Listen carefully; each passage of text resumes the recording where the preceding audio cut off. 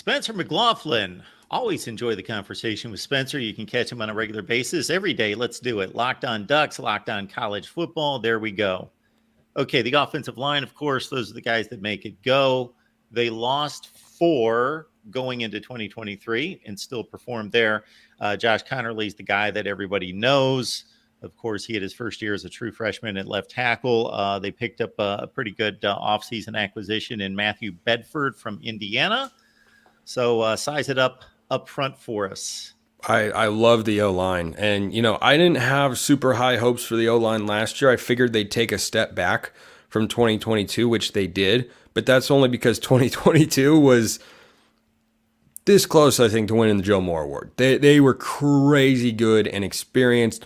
And then they just reset, and it was all a seamless transition. Jackson Powers Johnson slides over to center, wins the Remington Award. Oregon has had some great centers. You think Hronis Grasu, go back to Max Unger, who had a great NFL career. Jake Hansen was an All-American. Jackson Powers Johnson, probably the best out of all of them. I mean, guy just absolutely mauled people, crazy athletic, and will be a high pick in the NFL draft.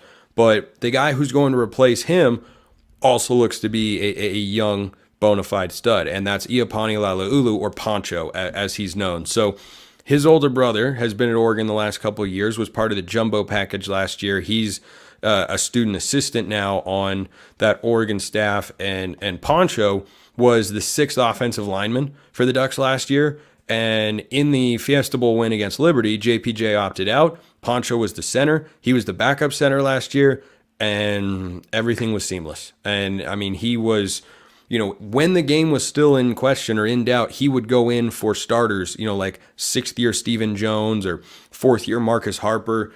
Those guys were, regularly getting subbed out because, hey, Poncho's getting some run here and we'll just give you a breather. And there was no drop off. There was never a drop off. He can play left, right, or right guard. He'll be Oregon center. You've got Connerly at left tackle. Johnny Cornelius arguably had a better year than Josh Connerly last year, and Connerly was quite good, took a big step forward, and I expect him to take another one. But, Oregon's got a 27, 28-year-old offensive line coach named Malik Terry. That guy knows what he's doing. I mean, he took a brand new unit, essentially, and made them every bit as good, just about as they were the year before. And I think that this year's offensive line, you lose Jax Powers Johnson, I have a hard time believing that Poncho can be as good as he was. But again, I just don't see a major drop-off here. And you return essentially 4 starters, right? Like Poncho played a starter's number of snaps throughout the course of the year, so he's going to be a starter. Harper's back at left guard, and you return your 2 tackles. And then you bring in a 6th-year transfer from Indiana. Well, that just feels like the new Stephen Jones to me. Jones is, was a big guy and had his 6th year of college football last year. Here comes Matthew Bedford. And I think that that's your starting 5 up front. And I think that is one of the best units in the Big Ten.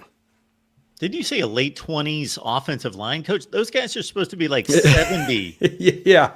No, Alik Terry. Let me double check his age, because he is a young guy, and he's got a he's got an older coach, kind of behind him.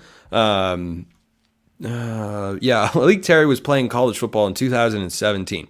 That was his senior year, so that would have been 7 years ago. And so he might be 20. I think he's 28 right now.